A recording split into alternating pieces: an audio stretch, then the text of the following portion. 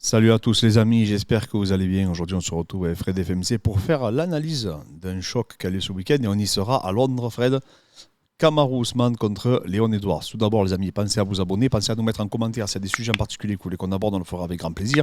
Et je rappelle, les amis, du coup, pour souscrire au Club des Balaises et avoir des vidéos exclusives, comme la vidéo, du coup, que je vous montre à l'écran, où on va démontrer des mouvements, on va faire des reviews scientifiques, on va parler de nutrition, de prépa physique, de biomécanique. N'hésitez pas, du coup, à souscrire au Club des Balaises. Fred, c'est un choc ce week-end. Et en plus de ça, on y sera, ça va être un truc de malade. Combat numéro 3. Hein. C'est vrai que moi je disais la revanche, le numéro 2, mais c'est vrai que j'avais complètement oublié qu'ils avaient fait un premier combat bien avant le combat pour le titre. Alors, il faut savoir, là, on va mettre un peu en place le contexte. J'ai mis les palmarès, donc on a 22 pour Kamaru Usman, 23 pour Léon Edwards. Il faut savoir quelque chose, c'est que Léon Edwards, il y a beaucoup de spécialistes qui s'accordent à dire qu'en fait, il n'a jamais perdu à part que contre Kamaru Usman. Il a une deuxième défaite, mais c'était par split décision. Ouais. Il y en a contre qui d'ailleurs je ne me rappelle plus du nom, mais apparemment, il s'était fait voler. Ouais, Claudio Sieva. Voilà, apparemment, il s'était fait voler. Et une autre défaite qu'il a eue, c'est par disqualification. Il a mis un coup de genou illégal, en fait. Mais du coup, en réalité, il n'y a qu'un seul combattant qu'il a battu. C'est Kamaru Usman, réellement, où il a été dominé. C'est là que tu te dis qu'il y a quand même un problème quelque part. Tu vois que c'est là qu'il est vraiment fort, surtout qu'il a pris des tueurs. Et Kamaru, lui, il a perdu 2 fois, et en plus, il a perdu 2 fois avant la limite. C'est-à-dire, il a perdu une fois par soumission et une fois par KO. Hein. Ouais. Donc voilà, donc là, c'est la 3e fois qu'il se retrouve. Les 2 combats sont quasiment les mêmes, c'est-à-dire que Kamaru a une nette domination, mis à part au premier round au match revanche, du coup, où il a été amené au sol, pris la montée et après, du coup, pris le dos. Mais après, dans l'ensemble du match, Kamaru a pris les armes. Round 2, 3 et 4 et début du 5, c'est pour lui. Ouais, c'est pour lui, il a vraiment dominé les débats, même debout, il y a fait mal. Hein. Ouais. Je revoyais les images, je regardais le combat, il a quand même vachement touché. Mais Léon Edwards, il n'a pas abdiqué. D'ailleurs, est-ce que tu as vu le discours de son entraîneur dans le countdown, entre le 4e et le 5e round. Si vous n'avez pas vu ça, les amis, allez voir du coup le discours de l'entraîneur de Léon Edwards. C'est beau. C'était vraiment impressionnant. Je pense même Edwards, il le dit, c'est grâce à ça qu'il a été piqué dans son orgueil et qu'il s'est redressé. Hein. Il a dit, il n'y a pas besoin de termes techniques. Hein, c'est... Ah oui, et le drillé. Hein. Cette technique qu'il a drillé, donc là, il kick. Hein. Donc vraiment, il a bien amené et il le connecte, quoi. C'était... Parce qu'après même, toucher, Kamaru, il s'est déjà fait toucher. Mais le coucher net, quand même, c'est impressionnant. Parce qu'on l'a déjà dit, mais quand il s'est déjà pris le coup de poing retourné de Emile Mick, le coup de coude retourné, et qu'il n'a pas bronché, et il en a pris. Il en a pris. Il a pris des droits de Burns. Et il n'a jamais été éteint. Et là, quand tu vois qu'il est éteint net, c'est là que tu dis que la puissance de frappe de Edwards, elle est d'un autre niveau. Ils disent qu'ils s'étaient rendu compte qu'à chaque fois, en fait, que Edwards, du coup, balançait un semblant de jab, parce qu'il se met en gaucher, il baissait un peu la tête vers la droite, et en baissant sa main. Et en fait, c'est à ce moment-là qu'ils se sont rendus compte, qu'ils ont capitalisé, qu'ils disaient, tu fais la feinte et t'envoies. Et en fait, il a pris plein fer au moment où il s'est baissé. Ouais, c'est vrai que c'était après, même, je crois que c'était Chito Vera qui a fait la même à Cruz. C'est vrai que gaucher contre droitier, ça arrive souvent, mais avoir la ressource de le faire au 5e round, après t'être fait dominer, c'est là où c'est... Et surtout garder la même puissance. C'est-à-dire que là, on sait que même au 5e round, il peut éteindre quelqu'un à tout moment. Alors que là, il perd de la puissance au fur et à mesure des rounds. Alors Léon Edwards, on va dire vraiment, pour moi, son défaut et en même temps sa force, c'est qu'il fait vraiment, j'ai l'impression qu'il fait le strict minimum syndical, en fait. Tu vois. Même quand il perdait contre Kamaru, on avait dit que c'était résigné, mais en fait, il fait ça... il fait toujours un peu plus que son adversaire, tu vois, mais il n'est pas... C'est pas un mec comme Ramzat qui va tout donner, qui va essayer de te terminer rapidement. Je pense que c'est son style. Enfin, il fait nonchalant, mais au final, il est toujours... C'est vrai que c'est moins impressionnant qu'un Colby Covington ou que Merab qu'on a vu dernièrement. Ouais, mais genre. Où ça fait vraiment... On voit qu'il va chercher la victoire. Là, c'est vrai qu'il a une attitude de nonchalance, mais il fait le taf. Ah oui, de toute façon, même les défenses qu'il a eues, le 2 angles, la façon dont il remonte, la façon dont il sort son bassin quand il est contre la cage, qui marche... Tout, à un moment il est tenu en single leg, il met le tibia au bon moment, il contrôle bien les poignets. Non, mais tout est précis dans ses défenses et tout. Hein. Après, Kamaru, il a fait du Kamaru. Hein. C'est-à-dire, il prend le centre de l'octogone, il marche sur toi, il frappe fort, T'es obligé de te méfier de ses frappes. Hein. Il change de niveau. Et quand il change de niveau, même que t'as l'esgrime, t'as le bras à l'intérieur, c'est mort. C'est mort, il t'arrache. Il t'amène. Et après, il vient chercher son body lock. Et après, il travaille. Et après, je te dis, je me suis repassé le combat. Après, il n'y a pas eu de round. Hein. 2, 3, 4, c'est la même 5e. Hein. Il domine tout le match après Kamaru. Tout le monde pensait que ça allait se finir en décision. Hein. Oui, parce que même le combat était vraiment à sens unique. À un moment donné, je te dis, il y a un truc qui... Et c'est là où quand même Léon Edwards, il est impressionnant. Parce qu'à un moment donné, il a acculé contre la cage, tu sais, il ne bouge plus. Kamaru, il met des cacahuètes, des uppercuts, des crochets au corps et tout.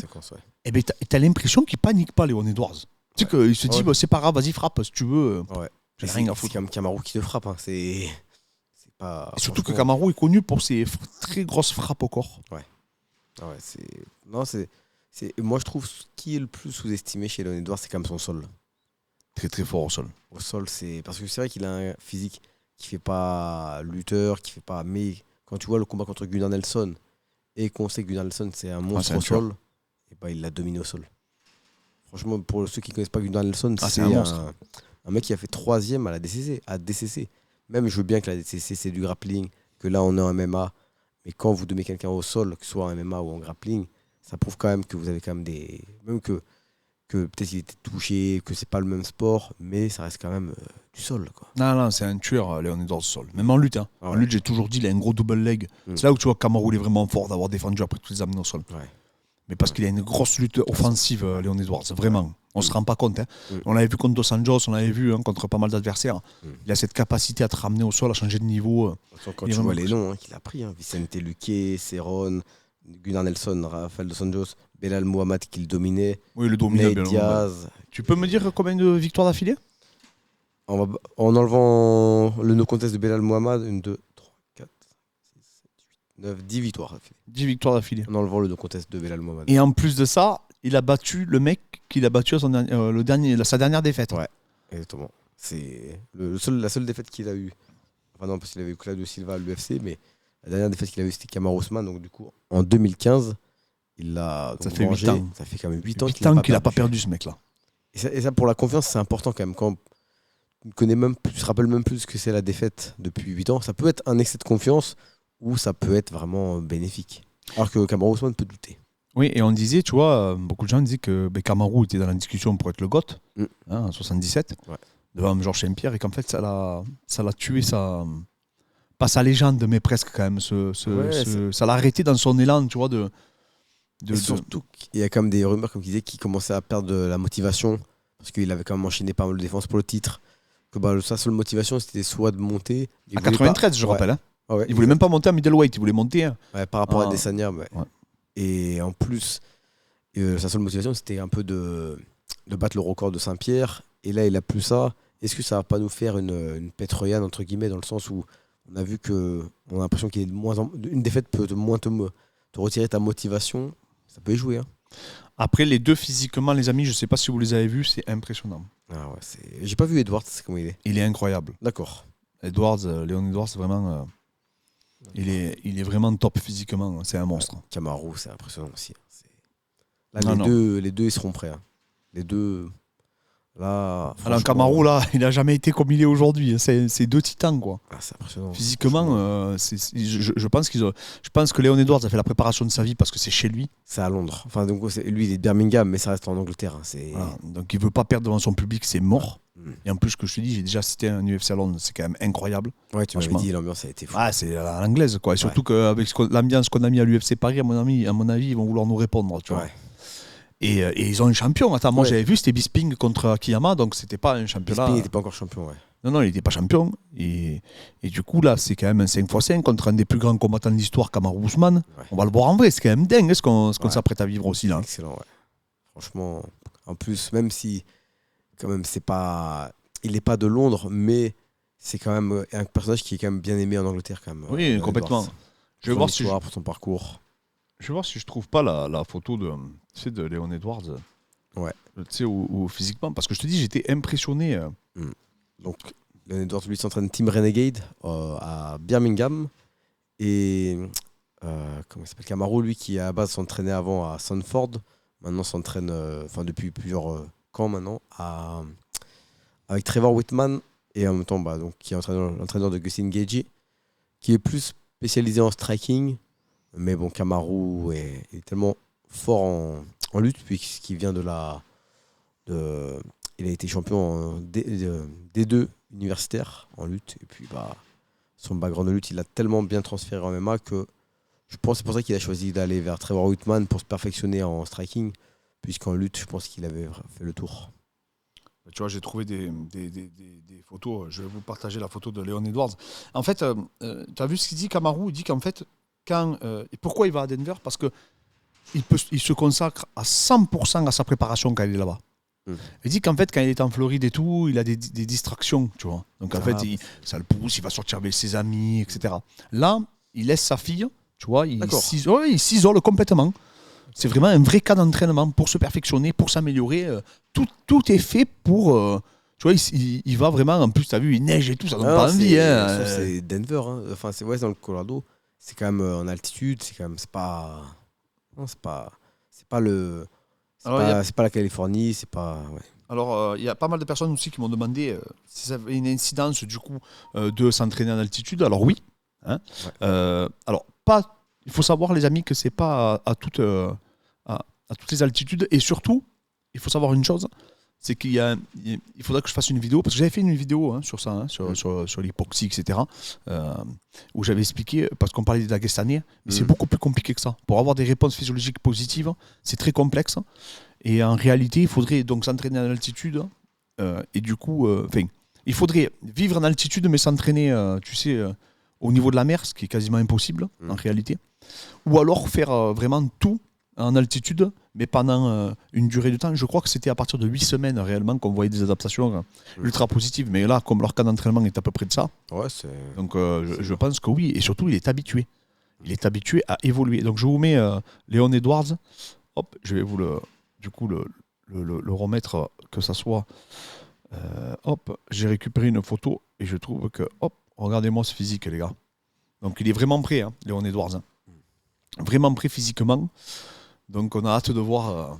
Il a une sacrée shape. Hein. Non, là, les deux. Et Kamaru, c'est pareil. Hein. Ouais. Kamaru, c'est costaud. Hein. Franchement, Kamaru, il a toujours été énorme, de toute manière. Il a un dos incroyable. Mais c'est vrai que là, tout particulièrement, je trouve que ils sont assez impressionnants. Je pense que les deux, il a dit qu'il reviendrait. Kamaru dit que vraiment, ça lui tient à cœur de démontrer que c'était... lui, il veut montrer que c'est un coup de chance, et l'autre veut montrer que c'était pas de la chance, qu'il va réitérer encore. Il a acheté un restaurant à sa mère. C'est émouvant, hein, le parcours de Leon Edwards. Hein, c'est un parcours très terrible, qui est terrible. Hein. Ouais. En Jamaïque, il a pas mal de déboires. Et après, du coup, en Angleterre aussi, c'était pas les meilleures périodes. Et après, finalement, il a été sauvé grâce au MMA. Hein. C'est un beau parcours. Il faut savoir que son entraîneur, il est vraiment connu pour sa technique. En fait, ils disent que c'est peut-être l'entraîneur au monde qui a le mieux adapté la boxe taille au MMA, tu vois. Ah, Edwards ? Ouais. D'accord. Il y a beaucoup de gens qui le considèrent comme le meilleur entraîneur du monde pour le Muay Thai en MMA, parce qu'apparemment, il a même des athlètes qui performent fort en Muay Thai. Oh, ok. Donc, c'est un mec qui est très technique sur les coups, les genoux, les placements sur les mains, sur les biceps et tout. Il a tout réadapté pour le MMA. Mais en plus de ça, c'est un vrai technicien, visiblement, en boxe thaïlandaise, en fait. D'accord. Alors qu'à l'inverse, Trevor Whitman aussi, pour Kamaru Usman, est aussi connu pour être vraiment un fin technicien dans le striking aussi. Ouais. Ah ben on le voit, de toute façon, quand il fait le coaching, la boxe de Kamaru le perturbe, hein. Allez, on est Edwards. Hein. Oui. Ça l'a quand même perturbé, ça lui a permis de changer de niveau. Hein. Ouais, c'est vrai qu'au début, il cherche la lutte au début, hein. Il me semble, de mémoire. Ah non, mais même il a cherché la lutte aussi par la suite. Hein. Mais par contre, son amené au sol, donc je crois qu'il a le bras quand même, Kamaru Usman, donc il a l'esgrime. Leon Edwards vient, il essaie de récupérer le bodylock, mais il y a quand même l'underhook. Ouais. Et hop, il crochette avec sa jambe gauche et il projette le Kamaru. Et Kamaru, en pontant, donc en explosant pour essayer de sortir, en fait directement, c'est-à-dire pas se faire amener au sol, pas tomber sur le dos, c'est là où il donne la montée en fait. C'est là où il cède la position en réalité. Et tu vois, c'est là où tu vois le sol de Edwards, parce que garder une montée sur quelqu'un d'explosif comme Kamaru, c'est pas ça. C'est incroyable. La montée, c'est une des positions qui est les plus dures à garder au sol, parce que même sur quelqu'un d'explosif qui est pas très technique, c'est très dur à regarder. C'est pas comme une position latérale à 100 kg ou même être dans la garde fermée. La montée, c'est très dur à conserver. Ah, c'est impressionnant. C'est impressionnant. Et surtout qu'il a capitalisé pour le dos. Oui, ouais. Et à un moment donné, il passe le bras. Bon, il reste sur la mâchoire, mais tu te dis, je me rappelais pas que je me suis dit, franchement, là, je sais qu'il pouvait pas qu'il l'a pas soumis. Ouais. Mais à un moment donné, quand il passe, je me dis, oh, il peut être en danger là, Kamaru. Donc il va falloir. Bon, après, maintenant, je pense qu'il a bossé à mort. Hein, Ouais, ça. c'est- Je serais surpris que Léon Edwards arrive à l'amener au sol. Maintenant, c'est pas impossible, il a déjà réalisé. Mais bon, c'est la seule amenée au sol de sa vie qu'il a concédée. Avec celle de Celle de Covington qu'on peut Covington, compter également. Elle a compté ou pas celle de Covington? Je crois qu'ils l'ont pas compté. Le UFC l'a pas comptabilisé, mais Cormier dit que le compte parce qu'il est tombé les 4 segments au En sol. lutte, ça aurait compté comme une. En lutte, parce qu'en fait, il a mis les 2 mains au sol et les 2 genoux au sol. Donc, mais du dos. En fait, c'est du dos qu'il a fait tomber Covington. C'est pas en tripant comme il a fait. Or que Léon Edwards, il a fait tomber les 2 épaules au sol. Hein. Ouais, donc là, c'était la première fois pour Ousmane. Tu dirais quoi, toi? C'est quoi qui, pour toi, va faire la différence sur ce match? Bah, Ousmane, il traîne quand même pas mal de blessures. Déjà, est-ce que. C'est pas parce qu'il parlait déjà d'arrêter. Qu'est-ce qu'il va pas traîner? Une blessure de trop. On sait il s'est souvent cassé la main. Le problème de genou, c'est parce qu'on se demandait pourquoi il rentrait pas bas dans les jambes. Il posait pas le genou parce qu'il avait il avait plus de ligaments apparemment. Oui, parce que tu sais, il peut pas, hein, avec son genou, malheureusement, il peut plus, tu sais, lutter Ouais. bas. Donc j'ai peur que ce soit le combat de trop, que le corps, au bout d'un moment, il dit stop. Je vais essayer de trouver une image de Kamaru également. Ouais. Et après, pour moi, Edwards, il y a un point fort, c'est que là, il va être chez lui. La ferveur, mine de rien, ça peut jouer énormément. Parce que là, ce ne sera pas Las Vegas, ce sera Londres. Et moi, franchement, le public anglais, ça peut le porter. Hein. Ça, c'est un point qui n'est pas à négliger. Et là, franchement, après, pour Edwards, deux fois, l'excès de confiance peut être un peu trop. C'est deux fois de ne pas avoir perdu depuis 2015, ça peut deux fois lui porter préjudice. Ah oui, non, mais de toute façon. Alors, je vous mets Kamaru, hein, qui était un monstre aussi physiquement. Bon, Kamaru, il a un dos, mais le pire, c'est le dos. Ouais. Mais là, voilà, les deux, de toute façon, franchement, ils sont en forme olympique. C'est cette fameuse photo, tu sais, où les torse nus qui viennent faire le cours de lutte. Ouais. Et Kamaru qui est monstrueux, quoi. Donc, si tu vois les deux physiques, que ce soit Kamaru ou Léon Edwards, les deux, Fred, ils ont fait une prépa de malade. Ouais, ça, c'est sûr. De toute façon, Kamaru, il veut reprendre son titre, donc je pense que ça lui a redonné un élan de motivation. Et Léon Edwards, il veut le conserver coûte que coûte, parce qu'il veut mettre à l'abri tout le monde. Ouais, il veut mettre à l'abri tout le monde et il veut prouver devant son public que c'était pas un coup de chance, que c'était pas. Donc là, il est dur à parier ce combat quand même. Tactiquement, tu dirais quoi, toi? Qu'est-ce que Kamaru, il faut qu'il fasse du Kamaru, c'est-à-dire aller chercher le cash control, tout ça? Le combat qu'il a fait contre Tyrone Woodley. Je pense que s'il refait le même, je pense qu'il est inarrêtable. Je pense que on l'a jamais vu aussi motivé que contre Tyrone Woodley, je pense. Ouais, ce combat-là, il m'avait choqué. Et surtout qu'en plus, je veux bien que Tyrone Woodley au sol, c'est pas Léon Edwards. Mais là où il est fort, Kamaru, c'est qu'il il va pas dans le sol. Il fait le nécessaire pour faire mal, mais sans non plus te laisser exprimer ton jeu au sol. Donc au final, avoir un gros jiu-jitsu contre Kamaru, c'est pas évident parce que quand tu vois Demian Maia, ça n'a pas servi à grand chose. Le jiu-jitsu, comment il s'appelle, Rafael dos Anjos, il n'a pas réussi non plus. C'est vraiment. C'est particulier de lutter. Et pour Léon Edwards, tu dirais quoi? Les points forts? Non, mais ce que tu devrais faire. Franchement, c'est dur pour Léon Edwards. Franchement. Parce que moi franchement. Je me demande. Je suis son coach. Le problème, c'est que s'il tourne Léon Edwards, Kamaru, il est fort pour cadrer. Ouais. Il est agressif. Et en fait, j'aurais beaucoup de difficultés à coacher Léon Edwards pour ce combat, tu vois. Ouais. Parce que comme tu dis, c'est dur pour lui. Je dis pas qu'il peut pas le faire. Hein. Je dis pas qu'il peut pas le gagner parce que techniquement, il est meilleur debout. Mais Kamaru, il a la tête dure, tu vois. Même s'il a pris un high kick, c'est vrai, mais il en a pris juste avant des coups. Hein. Et il bougeait pas d'un centimètre. Hein. Ouais. Donc il est très dur à manœuvrer, Kamaru Usman. Ouais. Faire reculer Ousmane, c'est pas évident. Hein. Je l'ai pas vu reculer souvent. Peut-être Covington l'a fait reculer sur un round, mais c'était parce qu'il y avait du débit. Covington l'a saoulé de coups.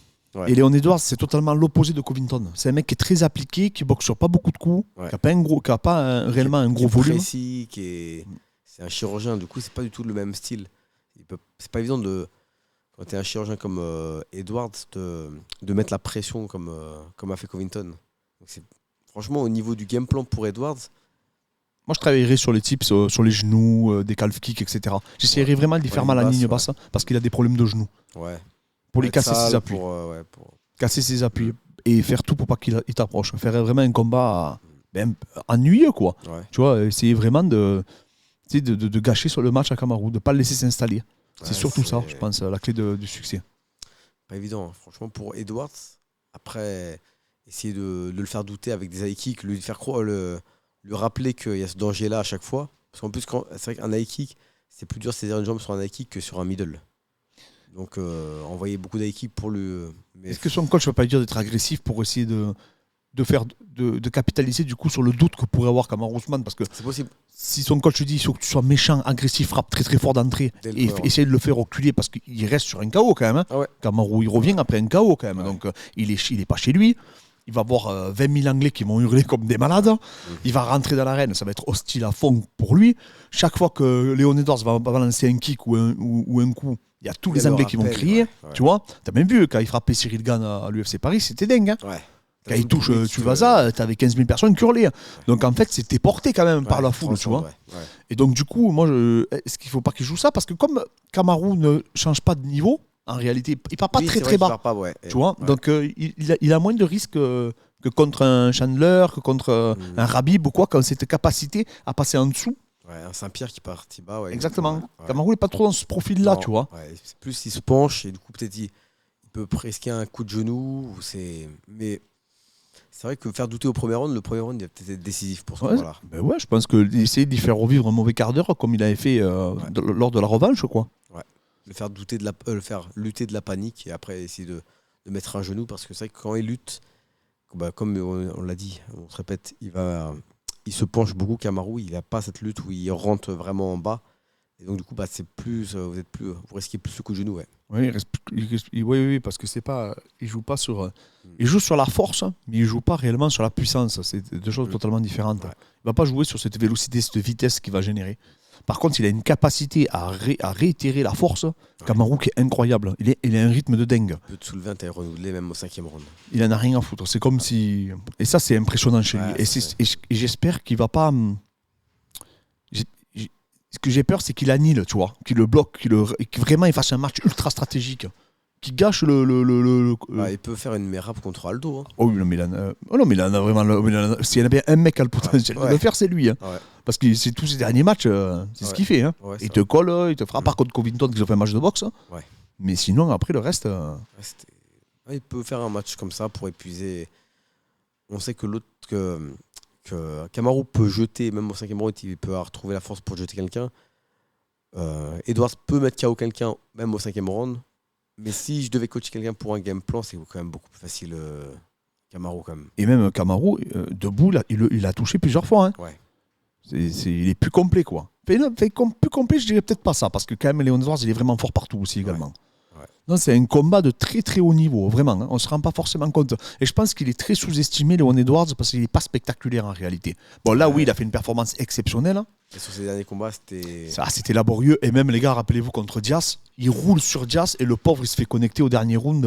Et tout le monde avait mis ça en boucle. Et tout le monde mettait ça en boucle. Ouais. C'est-à-dire qu'à la fin, on ne parlait même pas de son combat. On parlait plus du combat de Diaz, tu vois. Vrai, et ça, c'est vrai que ça a refroidi, moi le premier. Je te dis, franchement, ça m'avait refroidi. Hein. Ouais, c'est vrai, c'est dommage. Du coup, tu vois, j'ai été biaisé. Que de ça, ouais. J'étais biaisé par cette image, tu vois. Ouais. Et en plus, Diaz, ça restera dans la légende parce qu'il y a parlé. Ouais. Il n'a même pas essayé de le terminer. Et en plus, c'était un Diaz vieillissant, c'est pas Diaz en plein ouais, c'est vrai. Non, vraiment, une opposition. Et en plus, je vous dis, techniquement, Kamaru, si je devrais faire le point sur ça, c'est continuité. Quand il vient vous fixer.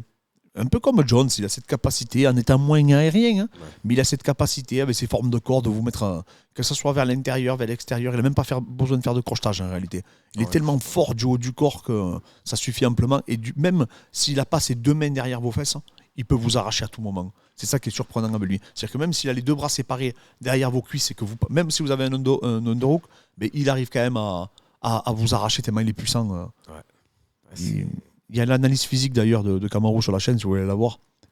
C'est vrai qu'il est physiquement, il est incroyable. Et c'est vrai que tu vois que des fois, il n'y a pas forcément besoin d'être un lutteur universitaire en American ou NCA, parce que c'était pas le meilleur lutteur, il était en D2, hein, mais c'est un des ceux qui a le mieux transféré sa lutte pour le MMA.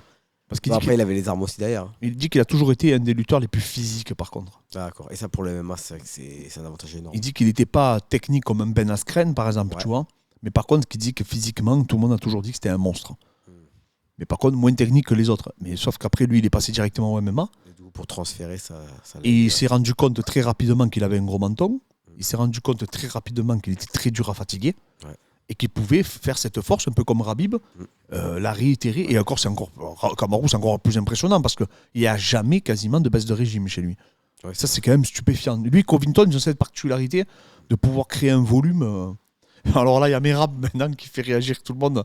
Il y en a plein qui nous disent vous devez réagir, vous êtes des spécialistes, surtout toi, que tu as fait la vidéo sur la sueur, etc. Mais les amis, c'est difficile de porter des accusations publiques contre l'individu. C'est vrai qu'après, Merab, ça a été assez exceptionnel. Hein. Le rythme qu'il a mis, j'ai jamais vu ça. Hein. J'ai pas le souvenir d'avoir vu ça quelque part. Hein. Donc voilà, mais bon, c'est vrai que Kamaru, moi aussi, hein, des fois je le vois combattre, je me dis, lui et Covington, c'est des mystères. Hein. Ils sont incroyables, athlétiquement parlant. Hein. C'est pour ça d'ailleurs qu'ils se sont même pas engagés tous les deux à faire, à part un peu le Covington qui a essayé au match retour d'essayer de le lutter, mais je veux dire, il n'y a pas eu trop de phase de scramble parce qu'ils savaient très bien les deux que ça pouvait durer 5 minutes de scramble entre les deux, tu vois. Ouais. Donc voilà. Donc un combat qui s'annonce, j'espère, exceptionnel parce qu'on sera sur place. On vous fera sûrement un live tard dans la nuit quand on rentrera à l'hôtel pour vous dire notre ressenti. On vous prendra des images aussi, des vidéos, hein, pour vous essayer de vous faire vivre un peu ça sur place. Mais en tout cas, ben voilà les amis, c'est l'analyse de ces deux combattants brillants. Comme je dis, techniquement, ils sont forts partout. Léon Edwards, la façon dont il a, sa façon de se relever, de scrambler, il donne rien. Il ne s'expose pas aux soumissions. Tout ce qu'il fait, il le fait bien. Kamaru, mais ses placements au sol, comme tu dis, il fait le strict nécessaire à chaque fois. Donc voilà. Les amis, pensez à vous abonner, pensez à nous mettre un petit like, pensez à nous mettre en commentaire s'il y a des sujets en particulier que vous voulez qu'on aborde. On le fera avec grand plaisir. Et les amis, on vous dit du coup à très bientôt et merci encore.